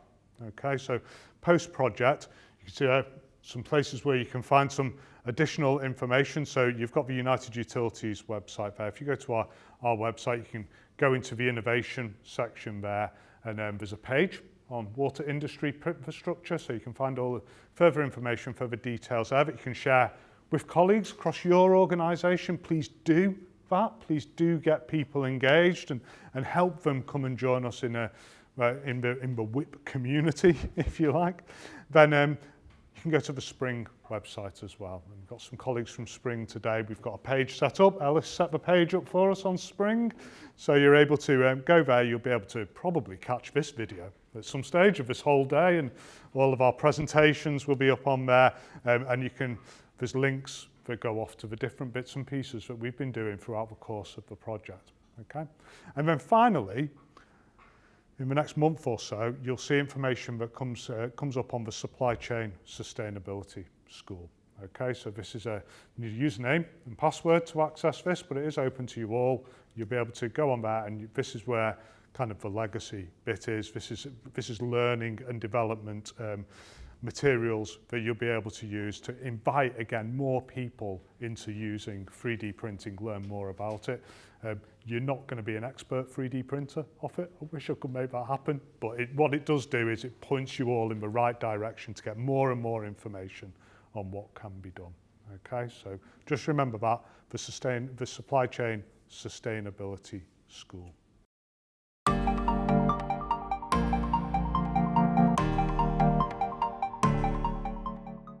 So for those who don't know me, Carly Perry, Managing Director of Spring Innovation. We are the Innovation Centre of Excellence for the UK and Ireland water sector. I'm really happy to be here today, working with United Utilities and partners to share the lessons learnt from today and from the project as a whole. This morning it was great to be inspired by Mark from Ofwat about the big picture of innovation, and then every presentation today has been inspiring about 3D printing and this project itself. And Spring's job is to now inspire the rest of the sector to adopt. So we've been working behind the scenes today, capturing a lot of the lessons learned, so then we can share those with the rest of the sector to help accelerate their adoption of this innovation. So I'm going to explain a little bit more about us before we do an exercise on that adoption lessons learned piece to try and fill in some of the gaps of what we've missed today. So in terms of who we are, our role is to create centralised intelligence for both water companies and suppliers, helping to accelerate innovation adoption across the sector. So the concept of Innovation Centre of Excellence was born in 2020 when Ofwat made the observation that there's great regional innovation activity happening, but not much connection and centralisation between those pieces of activity. So a really conservative number is that a trial was happening, the same trial was happening 4 times across the sector. So what we want to do is centralise that intelligence so that everybody gets access to it and everybody's problem solving accelerates and the customer's experience is much better. So in terms of how we are doing that, we've got two core discrete service offerings, one called knowledge transfer and one called brokerage. So today's all about knowledge transfer, but ultimately what that is we partner with innovation teams to share the insights from the innovation project across the whole sector. And that can be done in a number of different ways. We do 2-hour virtual showcases on a project as an introduction to a project. We do these deeper dive sessions. We've done multiple of these with United Utilities in this team, so this has been a series of events to keep sharing throughout the project. It's already been plugged a few times today, so thank you everyone who's done that. On our platform, there are case studies for innovation projects. There's around 80 to 90 case studies there now. Most of them have videos attached to them of live knowledge share events that we've done. There are documents, data points attached to those. So those are a centralized source of information for everyone to use. The brokerage service offering is where we actually understand water company innovation priorities, understand solutions that are out in the market, and then matchmake between the two. So a couple of great examples of this recently is Printfrastructure project that you've already heard about. The CSO chamber piece that Northumbrian Water have been working on came through an innovation showcase that we did to share the knowledge so that then it can be utilised at other water companies. Or from a brokerage perspective, recently South East Water came to us and said we're looking for tools in the water efficiency space. We got the specs for what they were looking for, we found a solution, introduced, and now a trial is happening.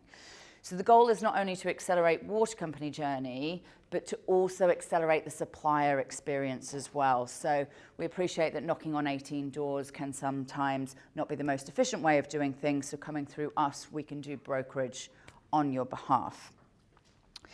So as I said, today's all about knowledge transfer. What I did want to do though, before we get into the specifics of that, is just explain a little bit about the larger innovation ecosystem and specifically how we work with Ofwat, because we are side by side in our ambitions for maturing and accelerating innovation in the water sector.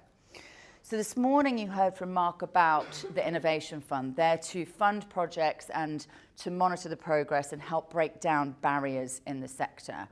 Spring sits as a bookend around that fund. So we are both upstream and downstream of the fund, providing intelligence on what has already been trialled, brokering connections before things get funded, and then sharing the knowledge at the back. So if you look at us as this centralized source of intelligence where we are continually collecting data on what already exists, so that the fund and other investments in the sector don't duplicate things that have already happened. We can broker the connections between water company to put bids into the fund, or water company to supply chain to put bids into the fund. We're also looking to coordinate sector intelligence around big topics. So for example, that could be biosolids, and we could collect data on what already exists, so that then this morning when Mark was talking about the collaborative challenges, that collaborative challenge then focuses on the gap rather than when we know there is already innovation. So it's about mapping out the landscape to then make sure the funding is targeted in the right way. As soon as the project is funded, we are there as a knowledge share partner to help start sharing the knowledge. So as you heard this morning, one of the principles of best practice knowledge sharing is that you share from the beginning of a project, not just at the end. And it's been fabulous that United Utilities have adopted that through all of the projects that they've won innovation funding on. And then at the back end of that, we have the knowledge library that exists for people to access the knowledge from innovation projects, as well as we track the adoption as well. So we work with water companies to follow that path to see what is being adopted and to continually try to help break down barriers in terms of adoption. So in terms of those barriers to adoption, to lead us into a group exercise, what I wanted to do was just summarize the general buckets of barriers to adoption and how we've been collecting lessons learned. So in terms of funding, we know that funding can be a barrier to adoption. So what we're looking for in terms of lessons, and we won't grab all of these today, some of this might be follow-up from here, but what were the headline costs and savings that a water company should plan for? What elements of the business case for adopting the technology are hardest to evidence? How do we fill the gaps? Organisational buy-in. What senior sponsors are needed to get buy-in? What subject matter expert buy-in is needed? How do we convince frontline teams that changing is the right thing to do? Innovation readiness. What skills, data, tools are missing? Hence why I was asking the questions about the skills before. What internal processes slowed you down the most, and how would you streamline or overcome them next time? Procurement processes. So how do we overcome procurement challenges that as a sector we hear a lot about this being a big barrier to innovation? So how do we overcome that? Legal and compliance. What clauses took longest to agree? How were they resolved? Were there challenges with insuring the assets? How did we overcome that? Access to subject matter experts. So we know that we have capacity issues with people being overloaded and a lot that everybody's trying to achieve. So how do we make sure we've got availability to the right subject matter experts to be able to adopt this innovation? Sector-wide relevance is a big one for us because we want to make sure that what we are sharing is relevant for more than just one company. This is about the innovation being scalable across the sector, so we need confidence there. And if there's anything that we haven't captured in barriers to adoption, the other bucket is there for that.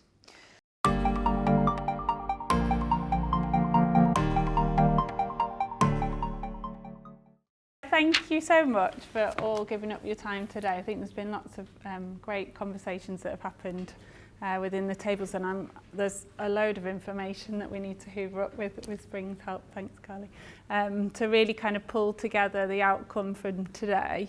But I just wanted to kind of recap on things that we've shared today. So we kind of came together this morning and we talked around kind of how we think we've gone about knowledge sharing within the project, and hopefully this has been one of a valuable number of knowledge sharing events that we've put together through the WIP project and many of other projects that we've worked on in the Ofwat Fund from United Utilities perspective. They do take a lot of organising, but they are, when they come together, they're really, really valuable, and there's going to be loads of things that we can take away from today that can really shape that final report that we've got for this project, but that will also lead to all the pieces of work that we need to do to really kind of drive that route to adoption for these innovations going forward for the sector.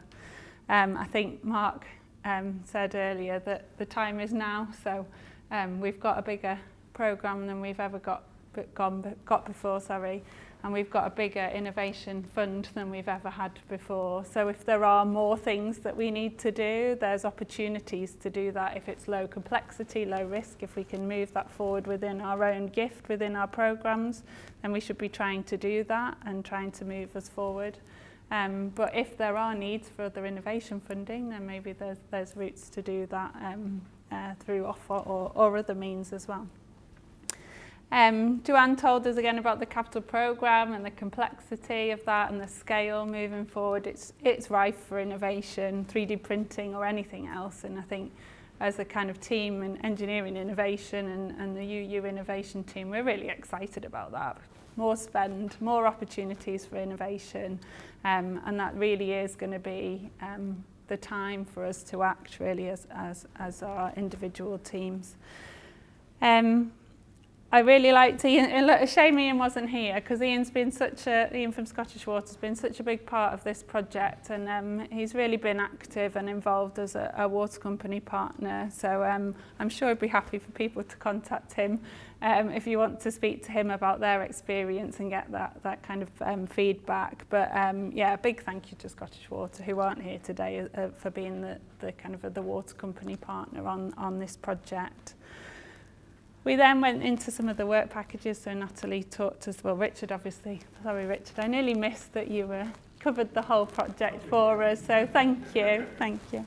And Natalie gave us a bit of a deep dive into the carbon 3D printing and how that's really kind of changed you as a business, I think. I don't want to over-exaggerate it, Natalie, but really kind of amplified what you've been able to do within the Ofwat project itself, and really kind of been quite disruptive, we think, taking that forward, and we've actually have moved things into an operational environment, and there's loads more still to go as we've just all talked around the challenges of adoption. But it's quite a significant step in taking that forward, and we're really wanting to move on that traction now. And I know that our partners are in the room, our UU partners, and maybe partners from other water companies as well. So the time is now for us to start moving forward and trying to look at what those barriers are to moving that forward, and really looking how we work through them. And I think as a water company, if that means we need to take a bit more risk to enable that to happen, we're very open to those discussions. So please come and talk to us, and we will work through some of that. Gibran, thank you for being here today as well from Sellafield. Really, really great to get that kind of experience, that cross-sector experience that we were able to deliver through the trial. And really interesting some of the challenges that you've got in terms of what you need to deliver at Sellafield. And then Nick, you covered off the MMU experience, and I think, you know, we had engaged with yourselves in I think it was one of our graduate challenges before, and we dabbled a bit in some of these aspects of plastic printing, but I think the Ofwat projects really allowed us just to kind of go big on that and really look at however many assets you said, 70 something, 80 products that we could print. But I think really kind of we've made some really new great designs, especially the kind of sensor reservoir and the things that we've been able to do with the obsolete parts for operations. There's lots more we still need to work through, I think, in terms of kind of getting the material testing and IP, but it's really come on great strides for us as UU, and hopefully that's helpful for people to explore that going forward. Richard covered off the skills. I hadn't seen those videos before, so that was really nice to see some of the feedback from Binnies on their experience of coming to the 3D print hub and what they'd seen there.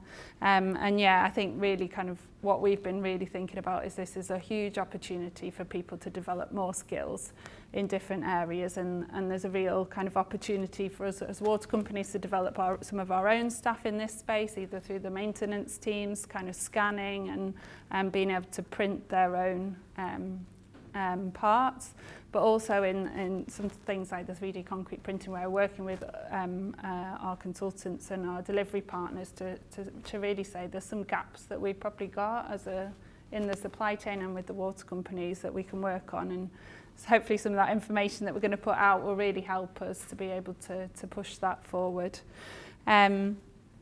And then thanks, Carly, just for kind of, you almost did the closing comments for me. I felt like I didn't need to stand up again, but thank you. And thank you for all the team at Spring for helping us to coordinate today and run the exercises, which we thought looked quite challenging that we wouldn't get through them, but we actually did. And we looked like we've got lots of great ideas for things to work on. So thank you for that.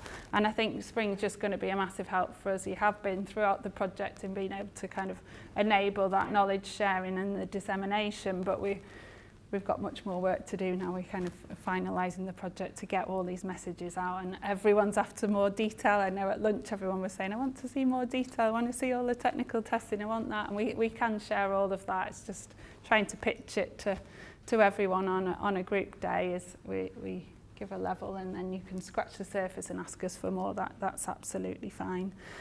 So just a couple more people that I wanted to thank. So obviously we thanked Spring already, but thank you so much for helping with the organisation in the run-up and on the day as well. Thank you to the Central Innovation team, who've done a lot to bring us together as well, and to Ellie for helping with all those last-minute like Wi-Fi requests and everything. Thank you so much. Big thank you to Jill and Sandra, who are behind the scenes but have done a lot of the organisation as well. And so just lastly, I just wanted to say, if you do have any further comments, I know there's not been a massive amount for time for Q&A today, but hopefully maybe we'll send out some more contact details. You can ask us some more questions. We've hopefully hoovered up some of your things to work through, and we'll get those reports out. But have a safe journey home, and thank you so much for being with us today.